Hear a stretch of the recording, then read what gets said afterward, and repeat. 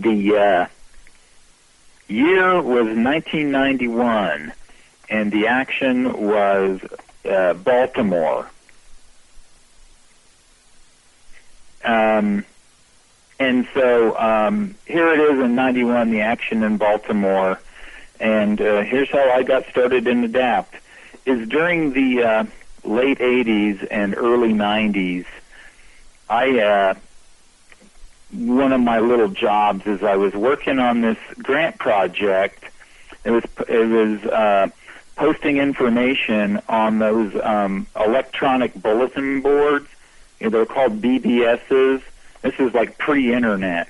And so anyway, I was working on this BBS, and the information was, you'll be surprised to hear, around personal attendant services and policy and law advocacy that could increase self-direction and individual control over attendant services. And so I'm working away on this bulletin board, really, and Robin Stevens from Atlantis community back then called me up one day out of the blue, and this is, I think, in the winter of 1990, and she said that she'd been reading some of the stuff that I'd been putting up and some of the information and so on this BBS about attendant services. And she said that, she was with ADAPT, and that ADAPT was focusing on this issue and now, and that they were going to be having an event coming up, and that I should really come to their next gathering, and it was going to be in Baltimore. And, she told me I thought, I would like it, and it was definitely in sync with the stuff that I was writing about then. And anyway, I swear she didn't say action, demonstration, protest, anything like that at all. Is basically, I thought she was talking about coming to some kind of, not a conference, but like a round table or something kind of more academic or policy oriented. And I knew what ADAPT was and everything. I just didn't think I was going to a demonstration. Anyway, we talked for a while, and she said that she felt that like the folks in ADAPT were definitely on the same page with me, and I would like to meet everyone, and it would be really cool if I would come, and it would be a good thing, and I would like it. And so I said, sure, hey, that sounds good, I'll come. And so anyway, some time rolls by, and in the spring of 1991, it gets ready for time to go there.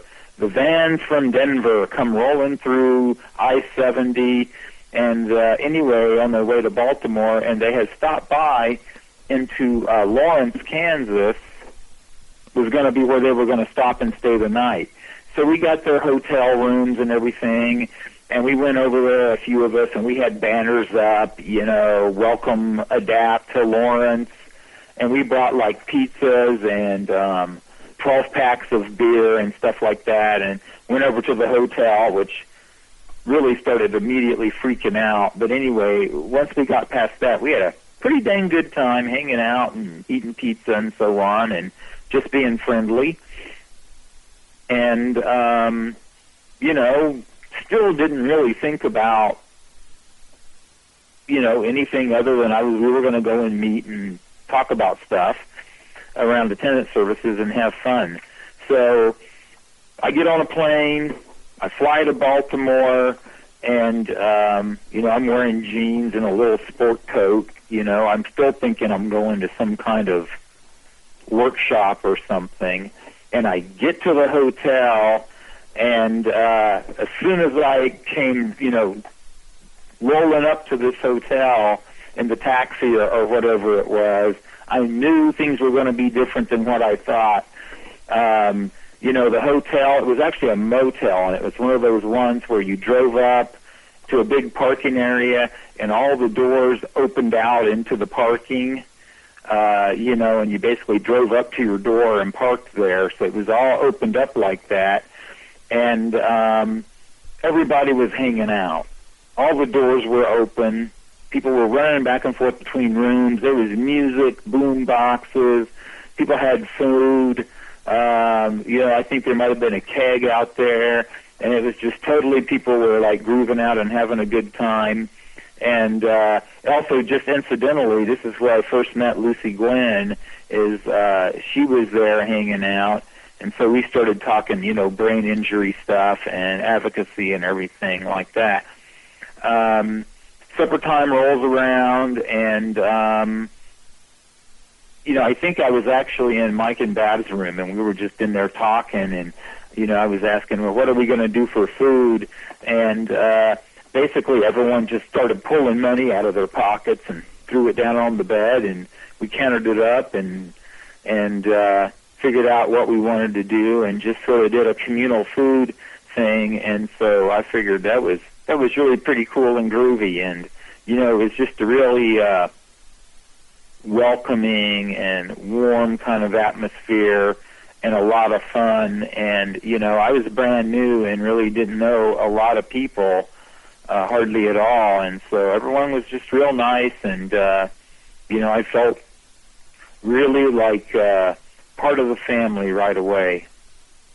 And that's always, I think, important overall. So the morning of the first day of the actions roll out, and we go outside and line up to march, and this is like really cool. This is like no conference, as we're all getting ready to march, and we march up to Social Security headquarters. I don't know if it was the first day, it might have been, but anyway, we march up to Social Security. We're in the street, we're blocking traffic, everybody's chanting. Yeah, it was just really awesome.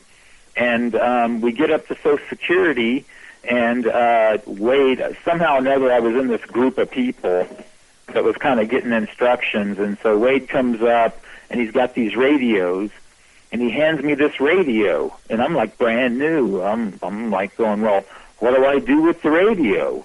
I'm really new. And he's like, hey, just push the button and talk into it, and when you're done talking, let go. And I'm like, yeah, but what's going to happen? He's like, hey, something big happens, use your judgment, talk into the radio, and we'll come over there and help out. So I was over by the front of the building, and there's a bunch of pictures there, actually, where like the sort of fake jail was, and I was over on that side with my radio, and that's right where all these police march up, and they're in parade dress uniform, brass is polished, braid everywhere, and they're marching up in formation.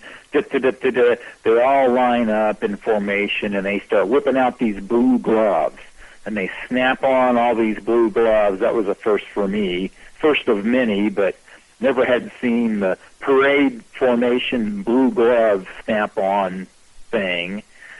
And they're all really tough, and they got their gloves on, and they're glaring, and they're threatening to arrest us. So I get on the radio, and I'm like, hey, Wade, the police are over here, and they all got these blue gloves on, and I don't know why they have blue gloves on, and they say they're going to arrest us. And by the meantime, they're like, this is the second warning, and they're warning us, and he's like, okay, hang in there, and there were older timers there, like, don't worry, this is no big thing, just hang with it, and they'll do what they do, and we'll just stay here. And anyway, the police are giving warnings. They give the second warning, and then the third warning, and no one's coming around yet. And then at the third warning, they come up to me. This one cop, he says, all right, that's it. You are under arrest. And I'm like, holy shit, I'm being arrested. And then I swear, the guy, after he did that, turned around, got into their formation, they did an about face, and they like marched down the hill. Never saw them again. It was so weird. It was like you're under arrest, and then the guy spins around, and they all march down the hill, and we never saw them. So that was like my first big action where I thought I was going to be under arrest, and I guess I was for a few seconds. And they parade dress, marched away, and left us alone. Let's see. This is also the action, though, where we were there, and we blocked off the parking lot, and they brought in bulldozers, and they bulldozed roads out of the parking lot and all this stuff so the cars could get out. We like sat in the middle of this big major arterial right off the interstate. It blocked off traffic for miles, on the interstate. And we just sat there in the sun and with melting ice and so on, and just, it was so awesome. I mean, I just felt so, powerful to like know that we were like blocking off traffic on the interstate, messing with Social Security, and it was just the greatest thing. So I get home, and I told my friends, and this was long ago, and I was young, and my first child, my son, was just a little baby, like a month old or something, and we had a roommate, my wife and I get home and I go, hey, you guys, man, this was the coolest thing you have ever seen in your life. We have got to do this. We have got to do this here. This is exactly what we need here in our state, is to do what these guys did. And I was so jazzed up when I told them all about it, and basically that's how Kansas Adapt got born in terms of a statewide chapter that, did state and local stuff, and we had a newsletter and all that stuff, and that's how that got started, is one of the, earliest kind of statewide chapters, because of that action was so cool, and everybody else wanted to get in on it, and so that helped us do Kansas Adapt. And that's really kind of the quick summary of my first action, Baltimore '91.